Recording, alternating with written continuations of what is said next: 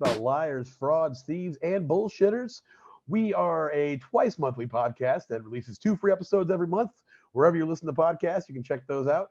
And if you like what you hear, we also have a Patreon where you can get 2 extra episodes every month and also access to our Discord chat. You can find all that at patreon.com/lie, cheat, and steal. And you can follow us on just about everything that has a social media presence. We're out there. Catch us on YouTube. Catch us on Twitter at LCS Podcast. And that being said, again, my name is Pat Soroyce, and I'm here, as always, with my co-host, Kath Barbadoro. Hi, Pat. How's it going? Going good. Just heading out on the road at like 4 o'clock tomorrow morning. So are you gonna sleep? Are you gonna sleep between now and then? Maybe. Yeah, but I think I'm gonna have to make that stretch. But I still gotta. We're done here. I'm gonna go get an oil change. Okay.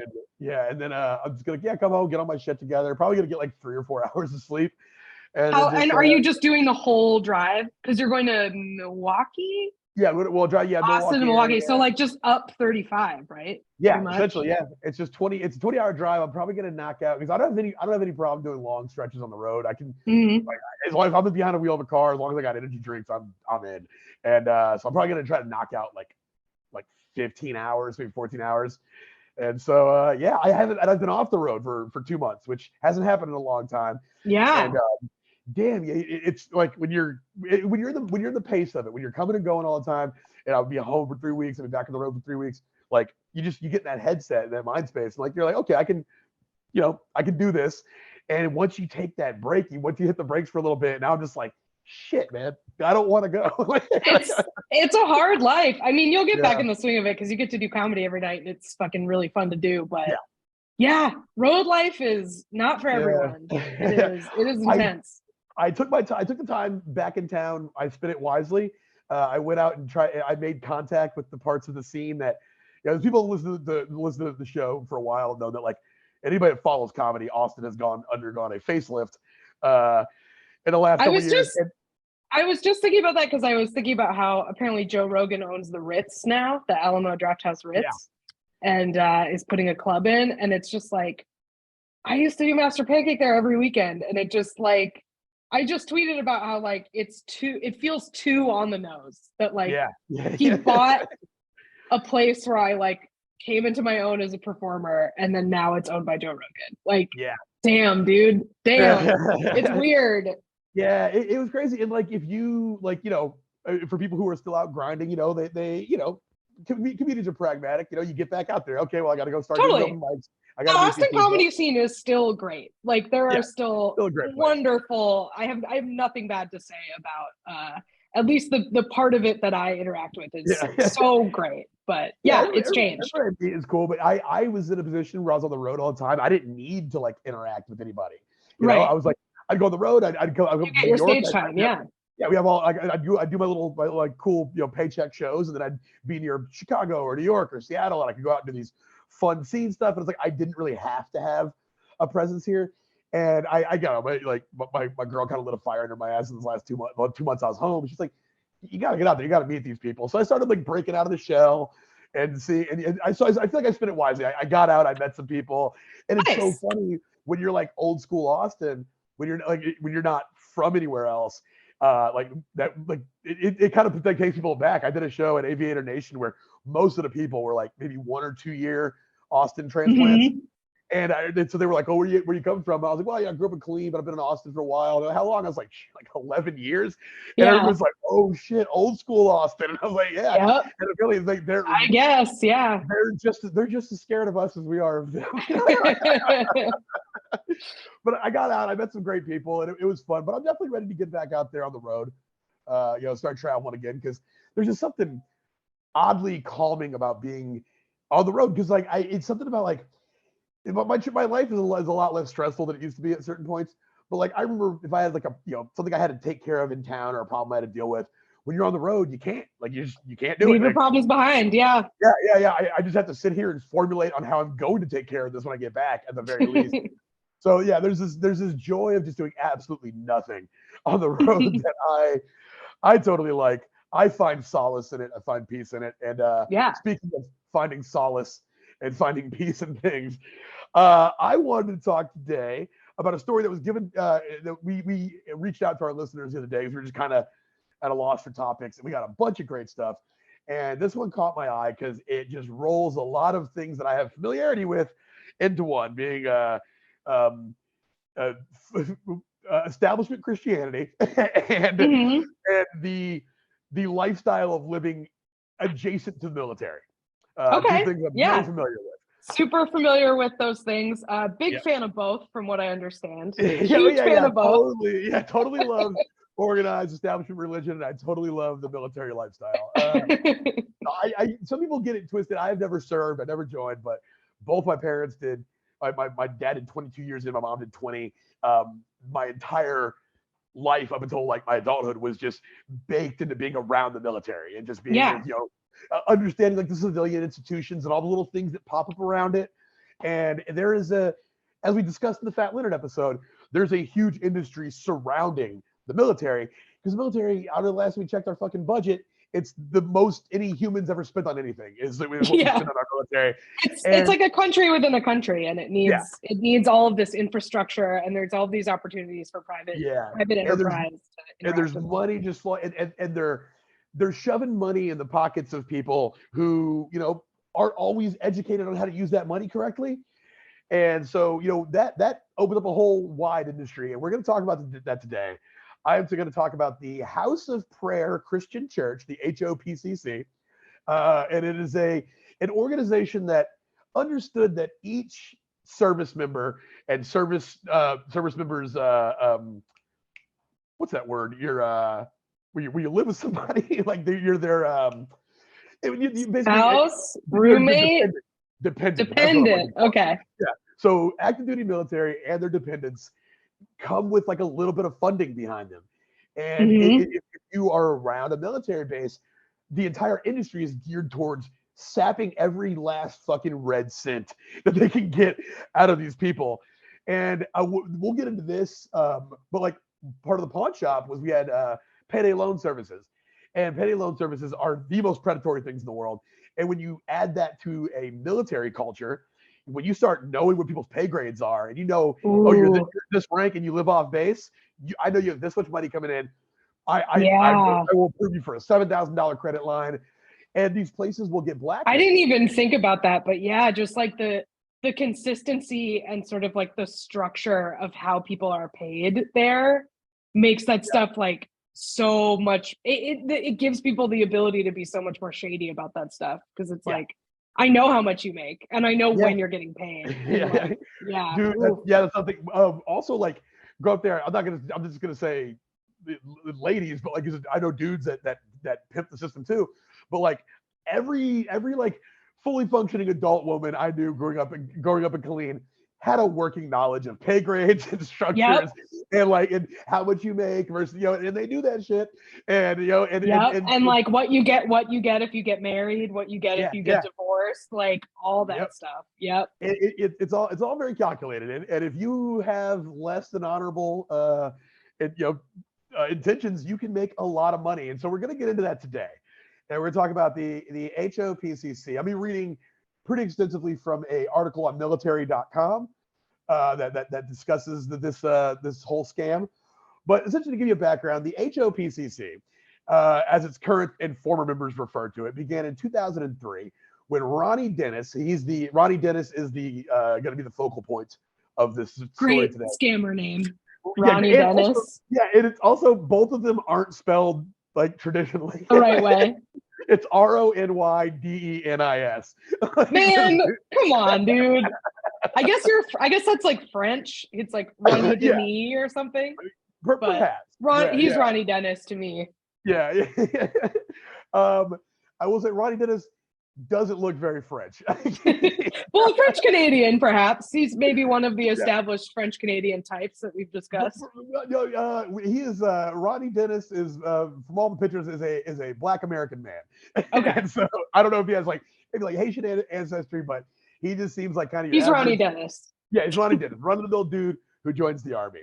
So Denis served as a minister at another church, and in 2004. he recruited approximately 15 fellow ministers from across the country to leave that church and join him and his another pastor by the name of Arlen Bradeen. So where is this taking place again?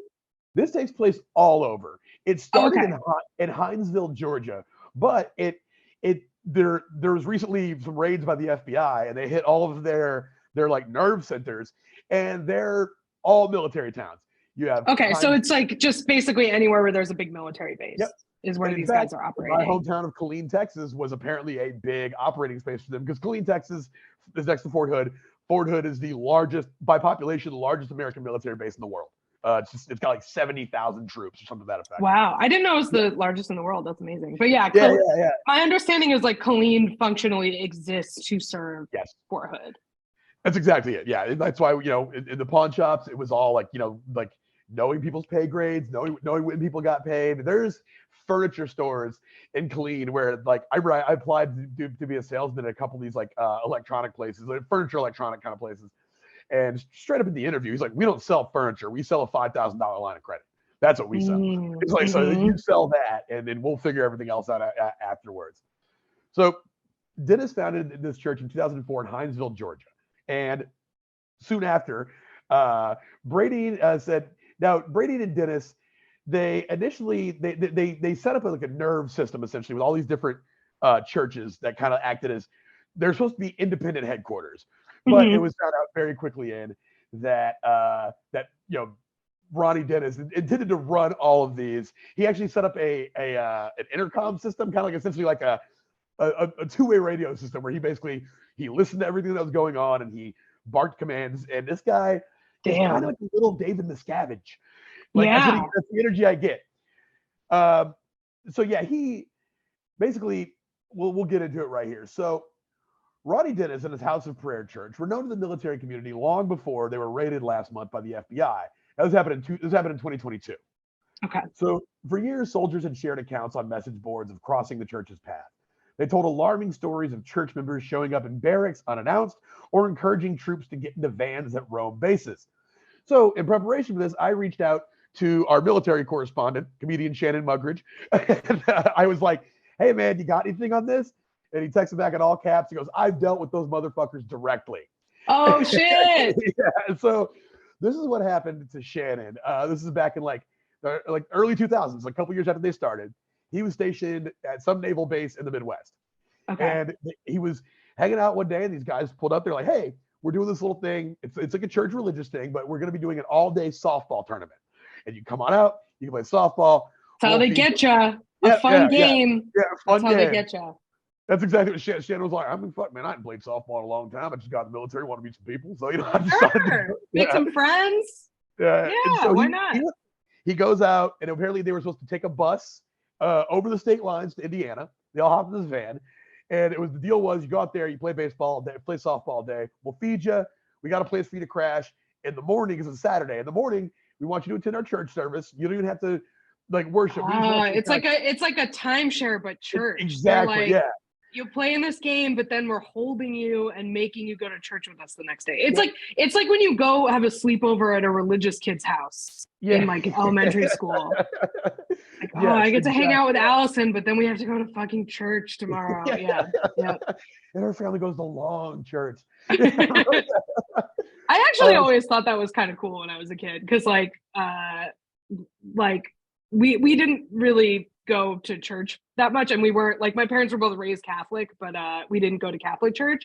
And so like I thought it was kind of cool when I'd like go to like a Greek Orthodox friend's house or like a Catholic friend's house or something, and like it's like, oh, your church is weird. I like this. It's different.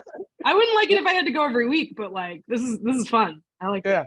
My friend JP Dickinson, he went to, so it's funny, this place is called House of Prayer because in Killeen, Texas, there's two locations for a big church. It's called Christian House of Prayer, predominantly Black church, and they really have set themselves up. They have a credit union. They have like a little water park. They got their own little establishment. And like I knew a lot of the guys that were involved in that. My best friend got married in their church because his boss is a deacon there. And so I'm not unfamiliar with them, but they're not like, it's definitely a lot of money coming in and coming out. But I mean, overall, the people I know that go to that are decent people. I know that. But it's not, it's not a like any more of a coercive cult than like any other church. Correct. Yeah. But we would go to like my friend JP. If I were to go to his church, it was like, we're like, what time does it end? He'd be like 7:30. I'd be like, JP, you say that. Yeah, it would routinely get out at like 9:30, 10 o'clock, you know? Yeah. So yeah, it was a very, very, very prolonged thing. But Shannon says he goes there. And the next day they were like, we just This is not Christian House of Prayer is different. Christian House of Prayer is different. Yeah. This is Church of House of Prayer or something. This church, is the House of Prayer Church. Yeah, House of Prayer Christian Church. Okay.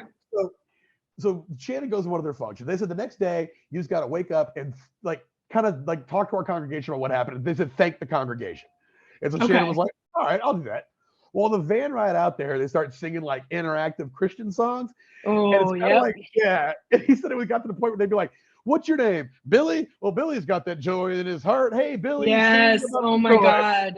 And like they got the Shannon. I feel like it's so suspicious. Like, why can't you play softball closer to where we live? This is weird. Like, there's got to be a softball field around here. We've passed by a few softball fields on the way to fucking Indiana, you know? Right. But so Shannon said they got to him, and he was like, "Nah, man, I'm not. I'm not doing this." They're like, "You never said anything I'd have to sing," so he bowed out of that. They get there. He said they played softball day. It was actually pretty fun. They played about 4 games. He said they had a good time. And then at the end of it, they were like, he was like, okay, as we just hang out, we eat, we crash, and then we wake up and do the church thing. Well, they started doing a sermon net right then. And he said it was not friendly at all. It was very fire and brimstone. It was very like, you're a sinner. Nothing like lovey and dovey. Yeah. And he said he just was like, hey, man, I actually don't want to be here. Take me home. And they were like, yeah, well, we're not leaving until tomorrow. And he was like, well, what if I were to call the police and say that, like, you know, y'all let me leave? You have brought me across state lines. You're holding an American service member hostage. And so he said the guy finally gave. It was like, can somebody give him a ride back to base? And as soon as he said that, like 4 hands went up. Like, can we go too? And he just cleared the house out. Nice. Just ruined it for everybody. Good for him. Shout out Shannon. Thank you for shout out Shannon Mugridge, our military correspondent, who tipped us off for the Fat Leonard episode and always seems to have some great insight on every military topic. So the House of Prayer had been approaching troops for nearly 2 decades, promising them a religious community that would understand them. But former members now say that Denis and his church were in the business of bilking veterans out of their service benefits. Since 2013, the church collected more than $7 million in GI Bill payments for Bible study classes, which former students and the former director of the program say were little more than disorganized meetings that provided little to no educational content for veterans. So, that's like, if you're paying for Bible study classes, you've already fucked up. Dude, sure, like, that's not. They'll teach you for free. I promise. Like, I would love to get in the paid Bible study class where you have to dance around the parts of the Bible that say you shouldn't do that. Right, exactly. That's like the whole point of the Bible is that you shouldn't do that. And then Jesus went to the temple and saw the money lenders, and he just wished them a good day and walked out the back. Exactly. It did like so. This gets in. This gets crazy. It goes deeper than I ever could imagine this would be allowed to go. So the former members, so they said that they would pressure veterans to, let's see how I want to structure this. Basically, every military person has benefits attached to them. Things that they'll pay you for school, they'll pay you for housing, and you can get the GI Bill to take care of a lot of that. And so what would happen was, at first, these guys started doing these Bible study classes. So this is coming from Arlen Bradeen, who served in the Army in the 1980s and ran the Bible school from its inception in 2004 until he left the church in 2018. He said the school was built to bleed veterans out of that tuition benefit. And then the church initially said, okay, you want these Bible study classes? $300. But then they were able to get their Bible study classes approved by the GI Bill as a correct outlet for GI Bill money. So, right. Like Central Texas College or ACC. But so the servicemen are like, this is essentially free to me because I'm not paying for it. I'm using the GI Bill. So it's like, it's they're but the thing is, like, I'd imagine you have a fixed amount of GI benefits.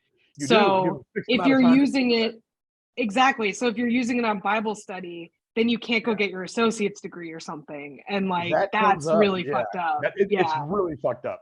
And so like now initially they were $300, right? But then they were able to get it approved by the school, by the military as Yeah. a correct This is outlet. education. Yeah. I don't know. And so when I said this guy's like a little mini David Miscavige, we'll talk about how somebody in the system approved that, was like, yeah, this is the correct outlet. And there's no fucking way that anyone looking at this would go, that's a correct outlet for GI Bill money. So he had somebody on the inside that made that approval. And it was almost like when David Miscavige got Scientology listed as a tax-free religious organization. Yeah. I'd imagine that religious instruction would not be covered by this generally. Not, you know? Yeah, for real. Unless you're going to like, I don't know, like an established seminary school or something to that effect. Right, like, exactly. Yeah, seminary school or something like that, not just like Bible classes at a church like that. Well, that's what they gussied their shit up to do. So once they got the approval for the GI Bill, the classes went from $300 to $3,000. Yeah. Right. And now Bray Dean, who is like that is the person. This is like being like a reverse military contractor. It's like it's the same type of scam, but like from the bottom in a way that is like so bad. I don't know. Well, it's so many. It's like 2 or 3 scams rolled into one. It's the scam of organized religion, and then it's like it's these benefit scams. Like and it's like they just combined them in a way that you kind of have to tip your hat to. You're like, shit, dude, this is nothing if not creative. And it like it will work. Like if you can get this working, it's a good scam. Yeah. The schools do not maintain the full array. Now, this is coming from Bray Dean. Now, there's Bray Dean and there's Rony Denis. Bray Dean stepped away from the church, and just like with Scientology, you'll come to find that he stayed so long because his family got into it. It was like, oh, you ever want to see your family again?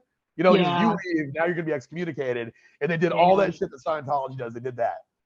So he said, he's like, basically, he said, it burns me because there's a lot of good people who burn their VA money at these schools. They used all their college money to donate to Dennis's Rolls Royces. Now, the schools do not maintain the full array of courses that is typical of other educational institutions. And Bray Dean described a series of tricks he said the church employed to make sure the GI Bill money would keep flowing. Classes were often renamed to satisfy VA requirements that federal dollars can't be used for students to repeat a course. So they would just do they would change the name of the thing, and now guess what? You can take it again. And it's like, hey, why would I take the same thing again? And it was literally preached to the members, you directing your benefits to the church is your way of serving the church. So like, we all know this is bullshit. We know the jig is up here, but think about all the good you're doing for the church. This is your like tithe, basically. And like I can imagine too, if you're, because I'd imagine a lot of these like servicemen are pretty young. Yep. They're not necessarily like, they don't maybe feel inclined toward education at that point, like into, getting like a bachelor's or an associate's degree or something. And like, since they never touch the money, it's like, oh, this is like an easy donation that like doesn't come out of my bank account, like I feel like when it goes from one third party to another like that, it's easy if you're young and you're not super like financially literate.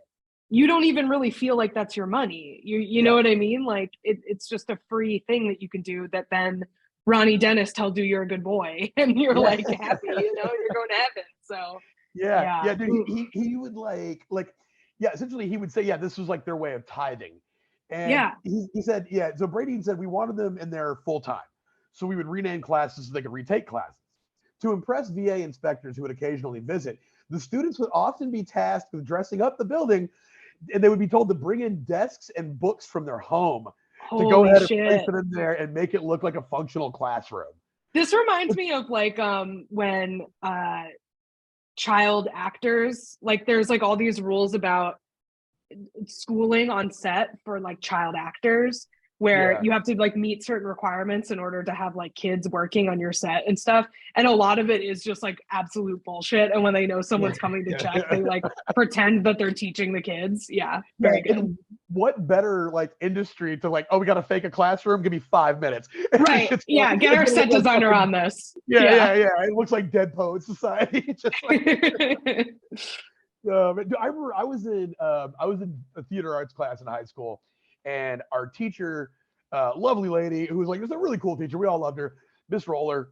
she, I guess, was being like, her job was on the line because it was coming out that like she would basically just let all of her kids that were in the drama class just kind of hang out in that period. And she had her kids that were taking oral and terp, like the competitive, like UIL acting. Then they would do stuff. They would work on projects and shit.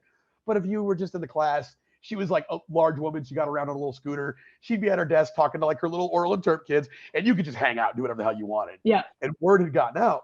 For her. So they sent a teacher there to like monitor us one day. And he came in and she like got like all again because her students loved her.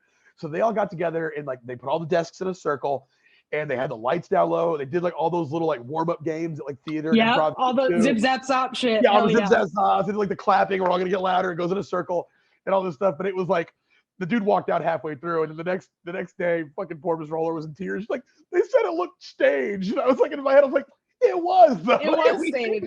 We never. Also, it's really funny that like I feel like I'd imagine in Texas public schools, there would be a lot of people who'd see you playing Zip Zap Zop, even for real, not staged, and be like, we can't fund it. This is not a class. This cannot happen. Yeah, I can buy 30 gallons of Gatorade for the football team.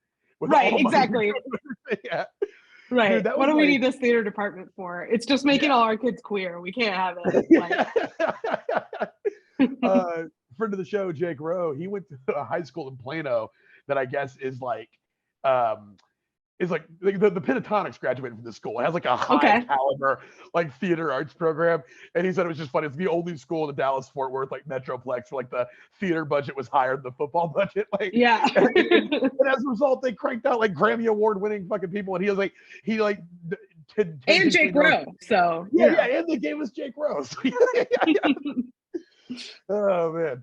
So yeah, he said so they said for service members who see the GI Bill as a lifeline, those years of potentially wasted benefits are still haunting them. They talked to a woman by the name of Wright, and she said she served 3 years in the military in supply logistics, and now as a mother of 4, striving to become a nurse, but the schooling she needs to be able to do the job is too expensive without taking out loans, and all those years in the church depleted her GI benefits and left her without a degree or marketable skills.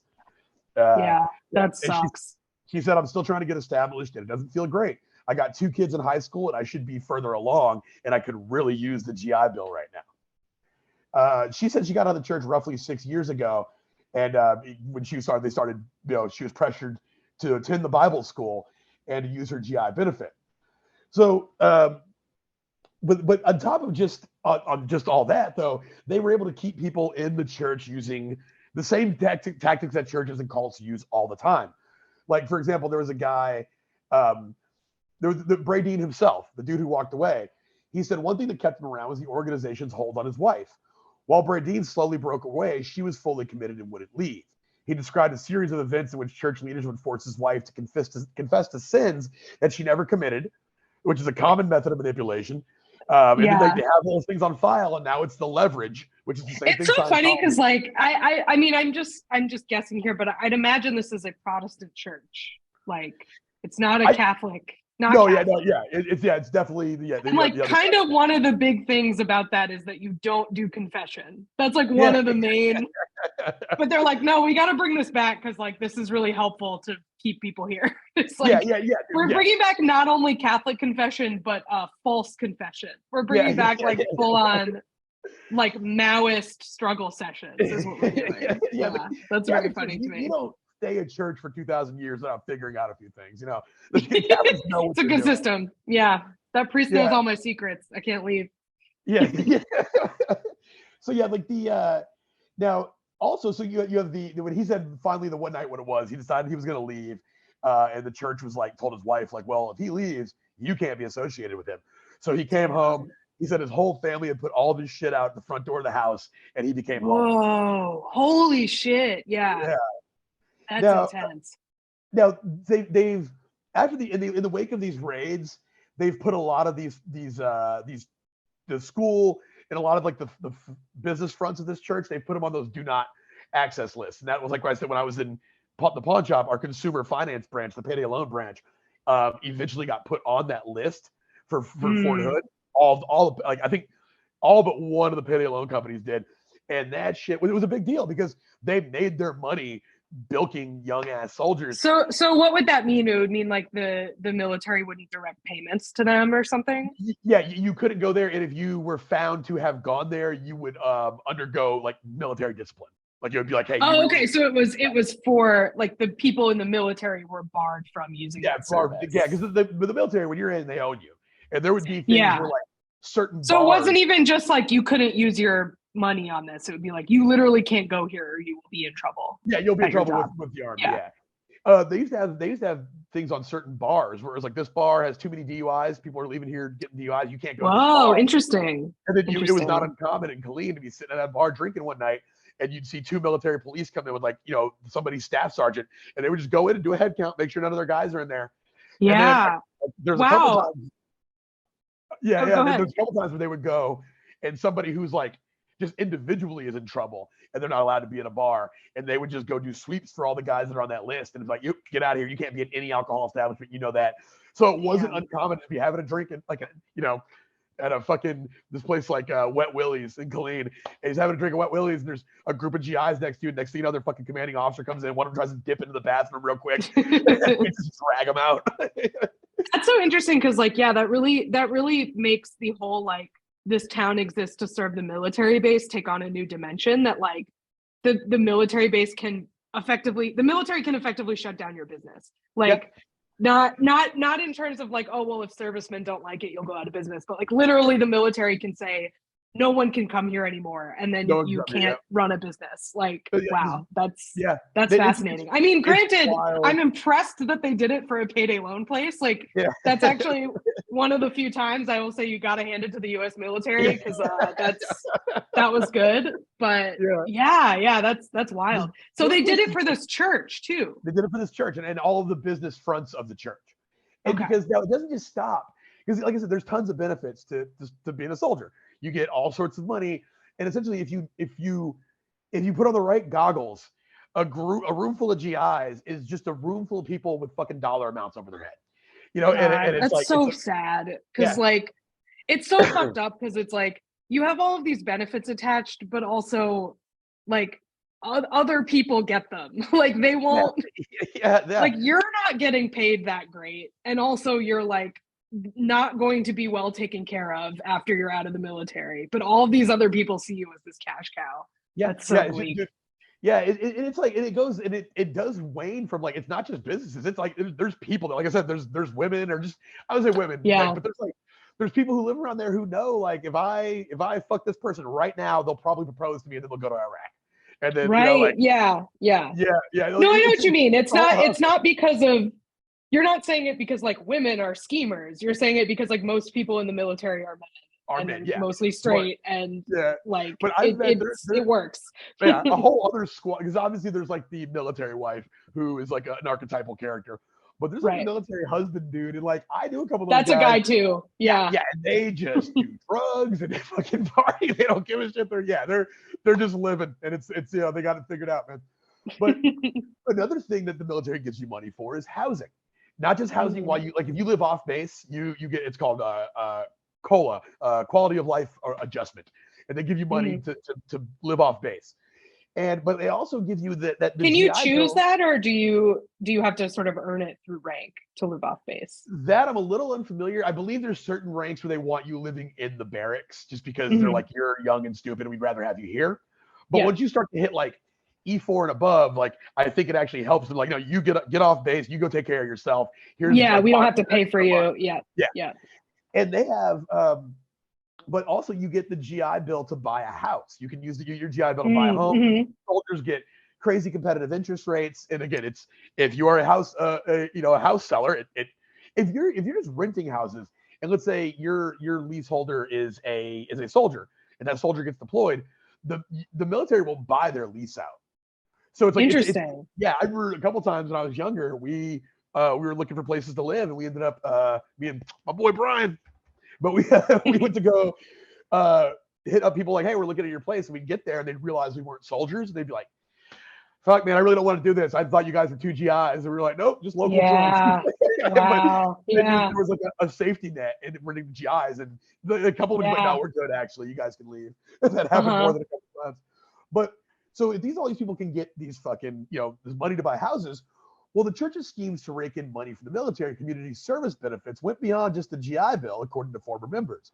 It encouraged members to tap into VA home loans, and then church leaders took control of those properties. Military.com reviewed more than 24 documents showing homeowners giving power of attorney for at least 30 properties to Anthony Olens. He's a close confidant of Rony Denis, who was listed as the treasurer at the House of Prayer Church from 2003 to 2009. And annual reports filed in the state of Georgia. The loans to the VA can help veterans buy houses with no money down and at very competitive interest rates. Olens hung up the phone when called by military.com seeking an interview. But one man named Ismail Somali served as an infantryman in the Army for about 14 years. In addition to using up most of his GI Bill benefit for the Bible study and House of Prayer, he said he was also coerced into allowing the church to rent out his home in Fayetteville when he was reassigned to Texas. So okay. So it would be, like people would buy these houses with no money down and good interest rate, let the church use them and like rent them out and generate income or whatever when they were deployed. Or did the military ever buy out the leases? Now that I don't know about, but there are several apartment complexes that are flat out owned by this church that they believe that were bought using the benefits that soldiers get for buying houses. And they had full complexes, and they were just and usually it was church people that stayed there.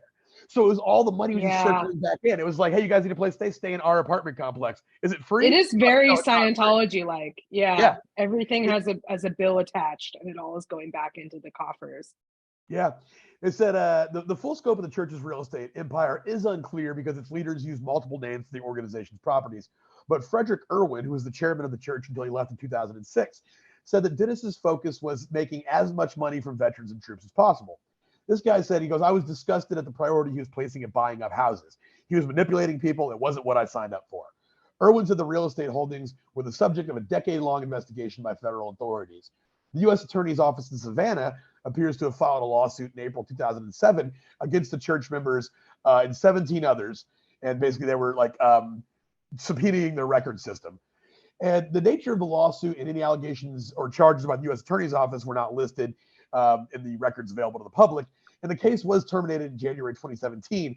But it's completely not debatable that this guy was taking people's houses and then like some people would say they would be asked to buy a house in their name, and then they would live in like an apartment complex owned by the church, and the church would just rent their house out, paying rent to the church while they're renting their house. Yeah, that's so shady. So I'd imagine after this like investigation, even though the charges weren't they weren't convicted, that's I'd imagine when they started showing up on these flags for the military of like, don't go here, or like, is that okay? I would imagine. But Denis himself, though, appears to own at least 3 homes, according to public records, one in Hinesville and Augusta, Georgia, and another in West Palm Beach. The value of each is estimated around $2 million. There's a picture of one of them. Yeah, the picture of one of them. It's really Is this guy a former military? Yes. So he served in the Army.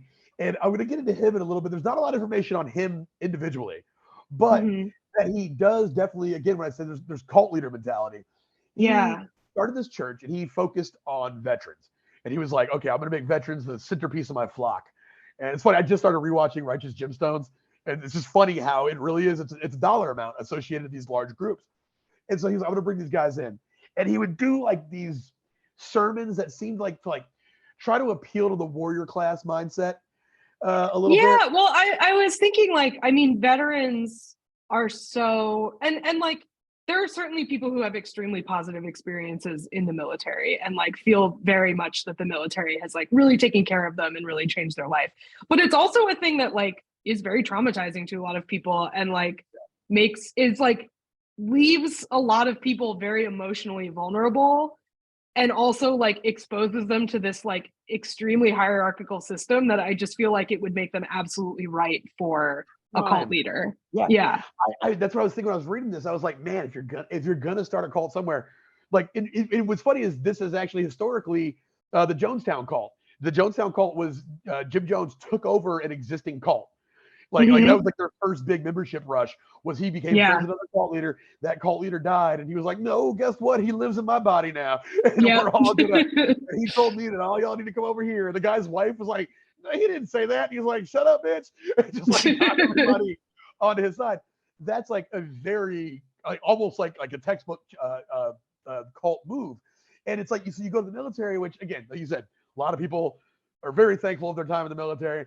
But it does prime you for that hierarchical, you follow the chain of command, exactly. It's like they're already primed for it. And they're primed for it, and also being sent into situations that are like extremely intense in a way that like, I think probably leaves a lot of people searching, like people, I can imagine somebody going through the military, particularly for like deployed overseas, to anybody who's seen like combat or whatever. I'd imagine a lot of them would come back and be like, I would like to deepen my relationship with God. Like, I'm going through some shit. I really need to like, yeah. And so, it just seems like a really good, a really profitable move to set up on these military bases and be like, hey, are you like really fucked up for military service? Come hang out. There's like, so my mom works at the VA hospital and she's a switchboard operator. So occasionally if I need to get a hold of my mom and she's at work, I'll just call the VA, not so much anymore, but like in the past, you get a hold of her and you get to hear the outgoing message. And like, it's depressing. I mean, it's a big bummer, but it'll be like, hey, like while you're on hold, it's like, hey, if you notice you're drinking too much, like try to get outside. Try to like, oh God, it paints such a bleak photo. And I know guys like that. I know guys who came home. Totally. And like, well, that's the thing is like veterans have all of these benefits that they can access, and yet so many veterans are just like not taken care of, like in any real way. It's so upsetting. It's a shame. Well, you do have, obviously with any system, there's people who seek to exploit it. And clearly that's what this whole fucking episode's about. But this one is just like particularly disgusting when you think about, I know like my mom worked at the VA. They call them tourists. People who are coming in there, they're not as disabled as they say they are. They're trying to get that disability rating up. I mean, again, that doesn't really bother me because the money's there. The money's been set aside for these people. It's not like you can take benefits and now this guy's not going to get them. The money's there. Yeah. You take your time. If you want to go in and fucking cough a little bit more or walk with a limp, do your thing. I didn't go through what you went through. But that's how I feel. Exactly. I'm not gonna judge a guy who's fucking been close to a grenade going off. Exactly. I don't have shit. Oh, you weren't 20 feet closer to the grenade than you are, like, wow, what a wuss! What a wuss pretending you were closer to that grenade. Yeah, not my business, not my problem. Not my business. My dad, I guess like the one that everybody gets hearing loss because humans, your hearing gets bad when you grow up, and if you're in the military, it can be rapid. My dad was like very not big on taking his medical benefits because that was his personality type. Yeah. And I think he had like some hearing loss shit. It was his only thing, and he was like, he didn't even claim it. I was like, claim it. That was why Pat Soroy Sr. did 22 years in the military and I did not. So, getting into this branch of it, this is just fucked up. This is one of those moments where you get mad when we do this show. But okay, so it's veteran disability payments may also have been a source of revenue for the church, former members said. The church saw injured veterans as prime recruiting targets, and its leadership coached these veterans on how to get maximum disability ratings to net the highest payouts, which would then be donated to the church. Tax donations. That's gross. Yeah. You should be buying a TV with your ill-gotten disability payments. You should not be buying Ron Dennis a house. Yeah. Buy a PS5, get a Dodge Charger. Exactly. For you. Fun, man. Yeah. That's for you, dog. He said they would shame people into giving more money, especially if they knew you had a VA disability rating. People are basically walking ratings there, said Emmanuel. This is Daryl Emmanuel, a former minister of the church and Dennis's personal assistant. He said people are basically walking ratings there. Everyone's getting more disability. You had very able-bodied people with very high ratings. He said veterans with high disability ratings were considered heroes in the church, not because of the valor they may have displayed to be wounded, but because of the extra income they generated for the church. If the money wasn't donated, church leaders saw it as a cushion, allowing those veterans to perform free labor for the church, such as landscaping and maintenance, because they didn't need to work a full-time job. Because they have it so good. Yeah, you have it so good. Disabled veterans They have so much time on their hands. Dude, God, it's just these assholes. This is really like, despicable. It's gross, man. It's like the former church member still works for the VA and agreed to be interviewed on the condition of anonymity because they they could face legal repercussions for their involvement. But they said that Denis instructed him to take a job with the VA so they can process claims for church members maximizing their benefits. So they're just in there rubber stamping it. Again, Scientology, David Miscavige, get these guys on the inside. And this just like happened for like damn near 2 decades. So this guy says the underlying motivation was the church wanted the money. They really just wanted people to give money to the church. I coached members to tell the truth, not to lie. I would tell them they have to aim for an Academy Award to portray their worst possible day at the VA exams. Doing what the church wanted was drilled into parishioners, according to former members. Most of the former congregants who spoke to military.com are veterans who were active duty or service members at the time they were involved with the church. Some sources described having suicidal ideation or previous attempts. All sources had strikingly similar stories. They were wounded in the post 9/11 wars or had previous trauma, such as being a victim of sexual assault, or came from disadvantaged backgrounds. So it's so fucked up when people learn to spot their victims. And like it's par for the course. If you're gonna run a predatory cult, you get good at that. If you prey on people, you learn to look for the weaknesses. But it always just sucks to be reminded about people who are so good at that, and they can just catalog it. And Jared, the subway guy, he got popped in for all the shit he did, but he was in the text messages with that lady. He was basically asking that lady about her daughter's friend group. And he mentioned one of them because she seems like a real street kid, like a real blue collar kid. I think I'd have the most luck with that one. It's like basically saying that kid is poor. I think wow them with fucking a GameCube or whatever the fuck.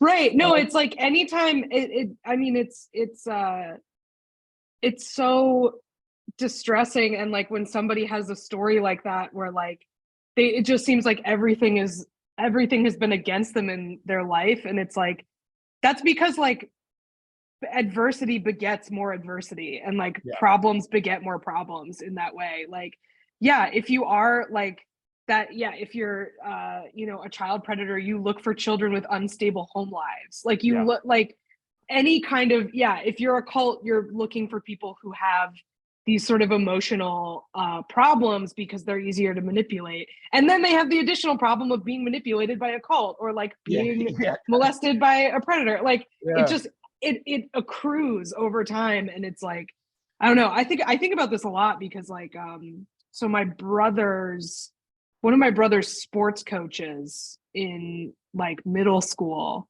was a pedophile and got arrested. And like my brother was fine because he knew that like my dad was a judge, so like he didn't go after my brother, and it's like that just the fact that like you have this leg up, some people have this leg up in this way that like is so perverted and unfair and like gross, where it's just like as if he wasn't already gonna have like an easier life than the kids that this guy went after. It just, if you're in a bad place, it gets worse. And if you're in a good place, it's so unfair and gross. I hate to fucking read about it, but they mentioned also that this has a lot of, again, I think this thing is like 5 frauds in one. They talk about how it's also an affinity fraud. An affinity fraud is when a certain group is targeted because they have an affinity or closeness with the person targeting them. And you're military. Bernie Madoff preyed upon the Jewish community to pull out the largest Ponzi scheme in history. It was all like, rich people from his community. He's like, hey, keep donating. And that was what kept it going for so long. And, they said in the military, you don't trust outsiders. People on the outside don't understand what you've been through. And this guy would use this fucking really weird language. They have one quote from one of his sermons where he goes, he tells the people he's preaching to, he says, God gave me permission to kill everybody in here, but I don't do that because I love you. And it's like already kind of like that abuser thing of like, I can fuck you, I can fuck you up, but I'm not going to. And it's like, it ingratiates you to them. But they weren't just targeting, obviously they're targeting men and women because military, has men and women in it. So what they would do was they would try to take like, especially female soldiers out of the stability that the military provides. And one thing was that it was hard to get people who lived in the barracks because the barracks, they tend to your needs. You can go to the mess hall, get your meals. There's not a lot of foot in there to like manipulate people. So what they would do is they would if somebody went to the church once, they would just show up, especially if it was a female member. They would just show up at the barracks and they'd be like, damn, you know what happens to the women in the barracks, right? You know it's unsafe in here in the Oh barracks. man, Like, you should yeah, come with us. And they would tell them this so much that they'd be like, well, okay, you know, like, and it just, one of the women talking about it, she said she was sexually assaulted by a male soldier. So it only made sense to her to leave the barracks and go live in this church. And then they use that against her to further destabilize her. Yeah, it's so gross. Yeah, just really disgusting thing. And it sucks because, like I said, we've talked plenty of times in the past about like the American military, very murky gray area. It doesn't do a lot of great things, but like I grew up around it. I know the kind of people that join, and I know the reasons why they join. And it's because they're trying to escape shit like this. They're trying to get away from things. I really don't like the military, but the reason it's bad is not because of the people who join it. Like, yeah, exactly. That's not why. When they've kept college almost unattainable for everybody, and you know, like, and now that the Republicans are saying the fucking quiet part out loud, they're like, you can't give away free college because that'll cripple our recruiters. And it's like, well, you're just saying that out loud. We need a steady supply of extremely desperate people who want to better their lives, or this isn't going to work. Yeah, exactly. Well, I remember like when I was like in 8th grade, and I showed my dad. My dad, you know, he grew up working class family in Hartford, Connecticut. That was like one of the few ways out. He got out, and his brothers and sisters that stayed behind, they're great people, but they went through a period in their 20s where they were like hanging out at bars, getting in trouble. And my dad dodged all that by getting the fuck out of there and joining the Army. And I remember one time I was showing him the Eminem CD in 1998 when it first came out. And I was like, no, Dad, you got to listen to this guy. He's really cool. Like, and that was the intro to one song where he goes, this is for all the happy people with real nice lives who have no idea what it's like to be broke as fuck. And my dad just goes, join the fucking Army, and walked off. I have some advice for Eminem. Join the Army. Yeah, join the Army. Shut up. Yeah, that was Pat Saroy Sr.'s take on Eminem's rap. That's so funny. Yeah, so that's what these guys are doing. This is, again, a story where, so the FBI raided 5 church facilities. They raided one this was in June of last year. They raided one in Hinesville and Augusta, Georgia, Tacoma, Washington, Fayetteville, North Carolina, and my hometown of Killeen, Texas. And they seized computers, church records, and cash, but made no arrests. And it makes me feel like they're working towards something bigger. And I think one of the things that they're going to find out is who gave them essentially the equivalent of the tax exempt status, where they could say, hey, your GI tuition money can go to me. Somebody signed off on that. And that, I think, is going to be a big find, because that person it sounds like at least there are enough ex-members that were high up in this group that like they can get some people to testify against these people. It sounds like they had a bunch of people like the ex-founding member, you know, the guy's old personal assistant, and you know, this is one of the ones where like I hope they fucking bring this dude down hard. And this is real gross. Yeah, very, very gross. That's kind of where it ends right now. I mean, we'll try to keep you posted with updates, but it's just wild. These people aren't already going through enough. They have to worry about this person coming in. You learn the language, you know, he learns how to talk to soldiers, and he learns what they respond to, and they manipulated it. And it's just overall gross and disgusting. Well, like totally you said, like the affinity fraud of like, just that this guy also served, and he's like, you know, this is a church tailored toward military people. Like, we will talk about these issues in the context of this like very specific experience that I, you know, feel like if you haven't gone through or haven't, like, you know, you can't really understand it. And so like these people go to this guy thinking a church that will understand me. Great. Like, this is what I need. And then he fucking rips them off. Not worth it at all. Thumbs down. Put this guy under the jail. Fuck him. Yeah, for sure. Horrible human being. But yeah, that's the story on that. Thank you so much to everybody who reached out with a whole bunch of show ideas for us. That definitely got us out of a slump. We'll be going back to that list for sure. Thank you for all that. Yeah, that's good. A bookmark. But yeah, guys, I hope you enjoyed this episode. I wasn't enjoyed. It was pretty bleak. I hope you got something out of it.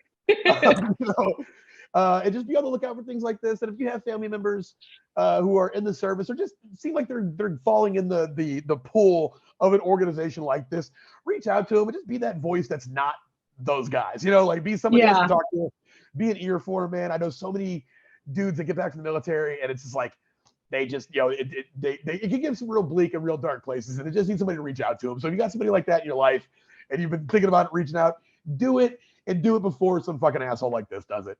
Yeah, do it when their GI Bill is still intact and unused, and see if you can guide them in the right direction. Take them out to the Chili's next to the base. Offer to buy them a drink. Do something, right. Do something for them, because they seem to have a whole bunch of people standing in line waiting to fuck them over. I'm not saying buy them a drink to support the military. I'm saying buy them a drink to support them. Just say, or don't buy them a drink. Buy them something non-alcoholic. Maybe they don't need a drink, but basically just. Yeah, think about the people in your community, because there's people out there just getting taken advantage of, and sometimes it just takes somebody to reach out and be like, hey, I'm somebody else you can talk to. And sometimes that's all they need.